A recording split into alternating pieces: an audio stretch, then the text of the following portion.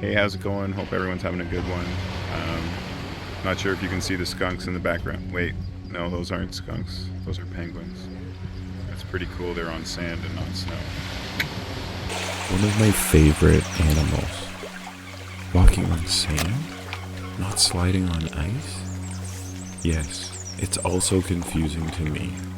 Maybe one day I'll get to see a wild penguin slide in the snow. But until that day, I'll watch them from the sunny beaches. Welcome to Going Deeper with Jason George. Today, we're going to look at penguins. I know it's not what you're expecting, but in this episode, we're going to look at some eggs, we're going to look at babies, we're going to actually look at me saving one. I know when you think of penguins, you probably think of snow, ice, cold, but there are many different species of penguins that will never see snow in their life. I would love to see one slide. That would be cool. I've seen penguins on 3 different occasions. Twice in South Africa and once in the Galapagos Islands. But that trip was a long time ago, before I was really into photography and making video. So all of the footage here is from South Africa. It's amazing the things and animals that they have in South Africa. And I honestly hope that you get the chance to go and explore the beautiful country of South Africa at some point in your life. On my first trip to South Africa, I happened to see a little picture on a map that said, or showed the symbol of a penguin, and I convinced my parents that's where we were going to stay. So we headed to Simonstown, and it was amazing because that first night we saw some penguins on grass. Who would have thought that we came all the way to South Africa to see lions and cheetahs and leopards and all of those animals, and we'd end up seeing a penguin. The rock hydrax, or rock rabbit, lives on Boulders Beach with the penguins. But we'll come back and talk about these guys a little bit later. Let's focus on the penguins for now. In 2009, when I came with my parents, these penguins were referred to as the jackass penguin. But that was because of the noise they made resembled the doggy. And you'll hear it throughout this video at different points. But they have since been changed to the African penguin because they live in Africa. They were first spotted in 1982, 1983, depending on what records you read, and they live year-round in Africa. There's more of them that come around in their breeding season, and we're going to look a lot more into the breeding season and add some eggs and all of that later on in this video. But honestly, getting to watch a penguin walk on sand is one of the funniest or coolest experiences I had. And I was so excited to get to go back in 2023 to watch them. There were less penguins on my second trip to South Africa, but I got to spend some magical moments that I'm so blessed and lucky to get to share with you. And I hope that you're honestly enjoying this footage and the experiences I'm sharing with you. If you are, please leave a comment, subscribe, follow, and let me know if you've ever seen a penguin in your life. And share with me that experience, because I would love to hear about your encounters too. The penguins have what is referred to as counter shading. That means that they're dark on the top and light on the bottom. It helps them to avoid predators. Their legs are placed at the back to help streamline their bodies. Their strong beaks are awesome to see and gouge predator, or prey I should say. The dots and markings that are on their bellies help them to be distinguished, similar to how a human has different fingerprints. Each penguin has different prints on their chest. Their flippers are shaped like hydrofoils to minimize friction, and they hunt by sight. They're often referred to as owls of the sea. Seeing a penguin swimming is such a cool experience. But one of my favorite penguin experiences has to be snorkeling. And all of a sudden this object, this dark black object, darted past me and zipped out of the water. Oh, I wish I had footage of it. But that memory will last always up here. So how can an animal that's most commonly known for breeding on ice be found under the hot African sun? Well, they do this because they feed in the cold waters of the Benguela upcurrent swell, which is a very rich system and also very cold too. And on land, they cope with the warmer climate by burrowing into holes, often at underground, and then they will emerge at dusk and dawn, and using those pink glands above their eyes to cool the blood down as it circulates. They can also increase heat loss by holding their flippers away from their bodies, so that both surfaces of their flippers are exposed to the air, releasing heat. And obviously they can go for a swim every now and again.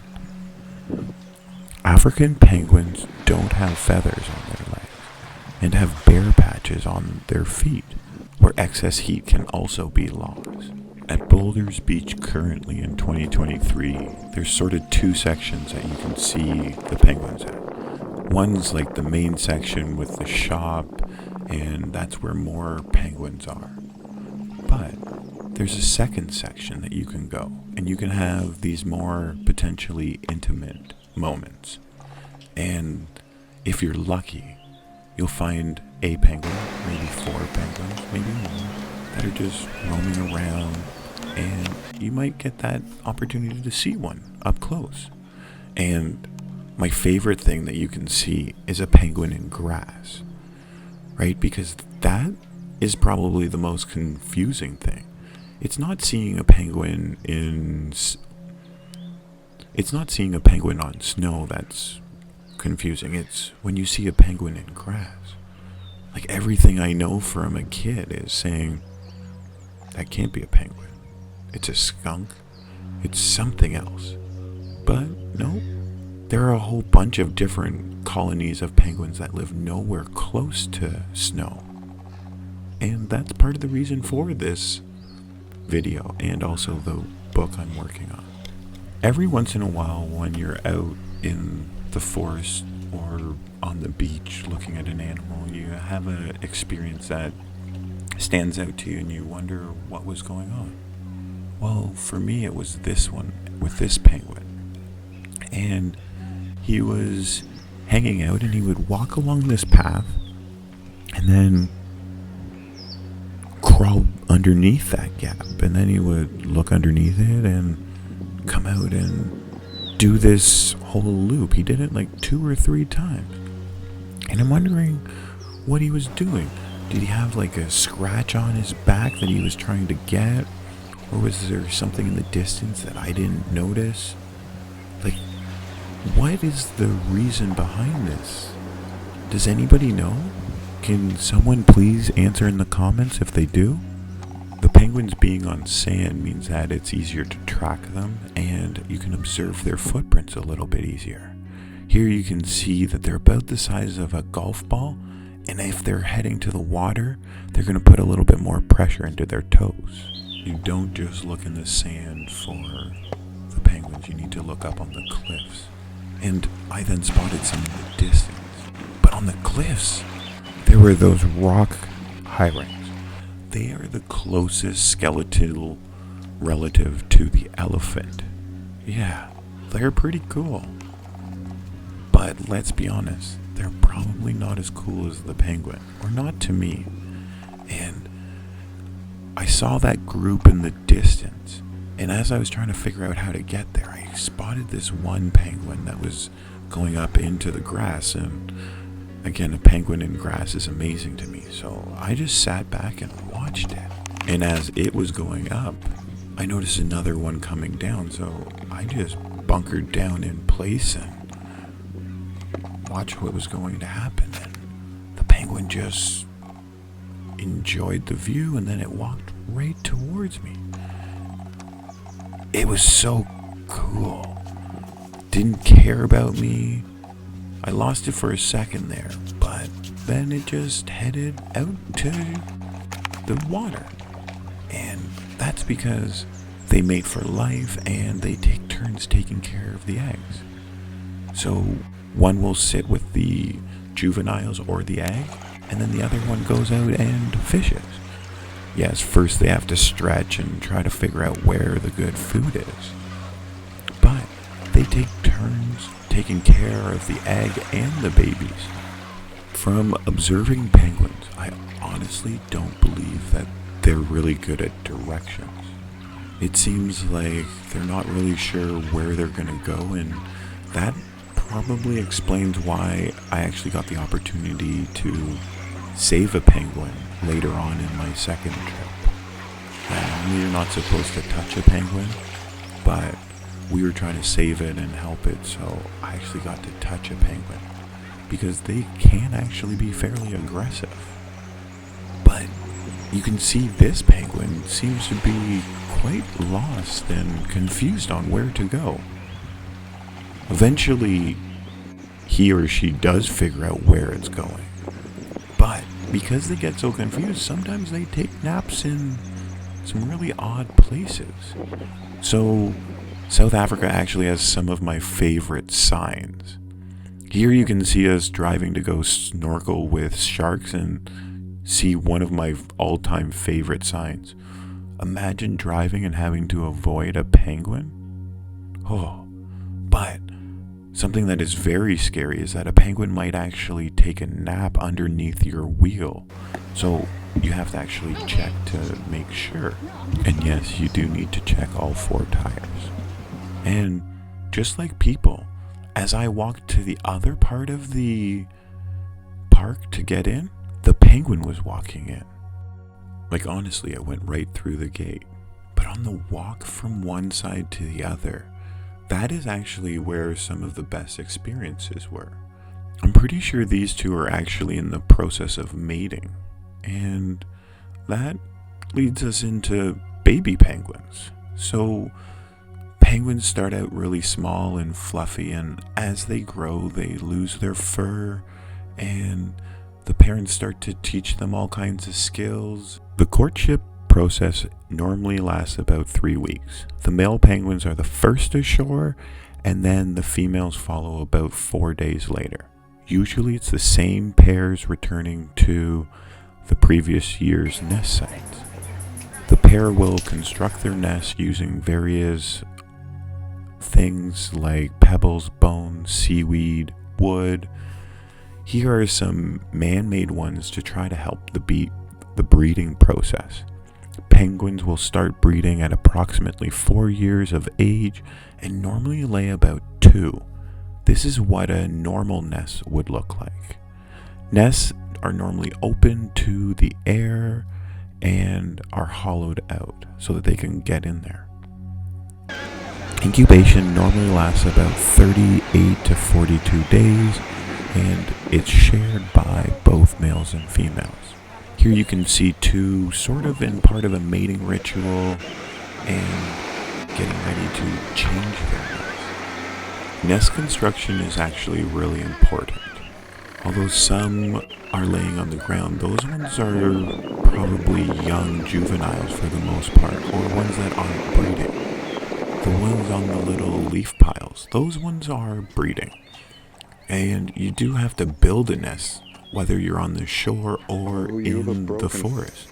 This one actually has a bad leg, and he's sort of hopping around and stealing from another person's nest. You can see it grabs a branch with its beak and it moves it to its nest. And depending on how mobile you actually are, you can probably get a better selection. And it's not just about getting the hard branches, you need to get some of the soft padding. You can see this one is really proud of the leaves that he has brought and brings it to his mate. And this guy's going to repeat this process over and over again. Sometimes bringing small branches, sometimes bringing branches that are bigger than him, just to make sure that his partner is comfy and that his eggs are protected. This penguin made probably 4 or 5 trips in the matter of 2 to 3 minutes. It was awesome to see them working together. I bet you there's an egg under there. And you can see this one stealing a little tiny branch. Oh. But that's the one with the bad leg, so I do understand why. And you can see that egg is not even in the nest, and the penguin hasn't done anything. A penguin egg is a little bit bigger than a chicken egg. If you get too close to a penguin's nest, it will bite you with its sharp and powerful beak. It will protect its egg. Although sometimes they're not the greatest at knowing exactly where maybe the egg is in the nest, they will protect and defend their nest. You can see here this looks like a fairly fresh egg. This one's nice and white, it's on the beach. Whereas if you look at this one, it's a little bit dirtier and it's in the forest. Maybe that has to do with it. Unfortunately, these 2 eggs look like they've actually been discarded by the penguins. I wonder what caused them to discard them. Maybe they got kicked out of the nest or another reason. But then I heard some little squeaking and yeah, baby penguins. These little tiny fluff balls are probably days old. Look at how cute they are. Chicks can actually hold themselves upright at about 6 days old, but they don't walk until they're 3 weeks old. They're fed until they're 3 months old, and African penguin chicks are fed and kept warm by their parents constantly until they're about a month old, when they begin to be left on their own. And they start to form these groups with other chicks for protection from predators. For the first few years of their life, they are extremely mobile, traveling great distances. They keep their juvenile plumage for up to a year and a half, after which they need to return to land in order to molt. Molting happens annually in penguins. That penguin doesn't sound so healthy, but you can start to understand why they're called the jackass penguin, or originally were called that. When they're molting, they're not able to forage, as their new feathers are not waterproof yet. Therefore, they fatten up beforehand and fast for the entire molting period. This is about 20 days. This is all being spotted along the boardwalk between the 2 spots, and it's actually free for you to be on this boardwalk if you don't have the funds to be able to get and walk with the penguins or see the large colonies. It's actually pretty cool. And if you take your time and you look at the right angle and you're there at the right time of year, you'll see them nesting, and again, if you get really lucky, you might get to see a baby, because baby penguins are super cute. Unfortunately, these 2 didn't want to put on a show, and maybe mom or dad that was sitting on them didn't have any food for them at this time. But man, I'm so glad I got to see a glimpse of some baby penguins on both trips. And penguins don't stay small and tiny forever. They get furry and bigger, and then they turn to what is referred to as baby blues. And that's at about 60 days, they'll lose all of these feathers, and they start to become waterproof and are able to swim and go out on their own to hunt. Although normally they don't hunt on their own, they gather in large groups before they go out to hunt.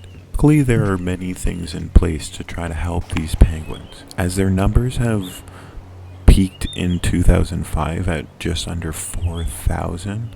It seems like it's stabilizing at around 3,000 penguins. One of the things that's being done is those burrows or dens that were being created and numbered for tracking. The other things that penguins need to deal with are land predators, so gulls, cats, dogs, mongooses. They have to deal with predators at sea, so Cape fur seals, sharks, killer whales. They've got to battle with humans. Oil spills. Humans used to actually eat their eggs. It seems like that's becoming non-existent nowadays. But imagine being a mom or a dad penguin and having to feed with these two hungry mouths. Oh, all they do is chirp and reach into your throat for food. Man, I feel sorry for these penguins. Based on their bluish color, I'm assuming that these chicks are almost ready to be out on their own and will start to forage for food, because I don't know if mom and dad can actually bring in enough food for them. Normally when they're foraging for food, they will stay 20 to 46 kilometers from the colony, normally within 3 kilometers of the coast. A recent study actually showed that a young African penguin can travel up to 45 kilometers a day, which might actually lead to the reason I was able to save a penguin. Look at how rough these seas can be. It could potentially get knocked off and maybe not be sure exactly where it is. So I'm glad that I was able to actually step in and save one. So we're gonna try to save this penguin. No, I'm going to give it to this gentleman over here. But I'm not, also, I don't want to throw because I don't want to give him any. Yeah, I don't want to. Bring the box closer, Okay. Bring the box closer. The boxes, we need to get him in this. We need to get him in there first. And then into the box. Come this way. Come, baby. 3 months ago, I had recently saved a loon, and now I'm getting to save a penguin. It's okay. It's okay. This is so cool. It's okay. It's okay. It's okay. No, not quickly. You never do it quickly. Never do it quickly. Hey, baby. Yeah, look at that. Oh, oh, that baby. I think he's too sore to move or to Oh, jump. there's something definitely up there. Wrong with him. Yeah. All right. Okay. Hey, bring it up.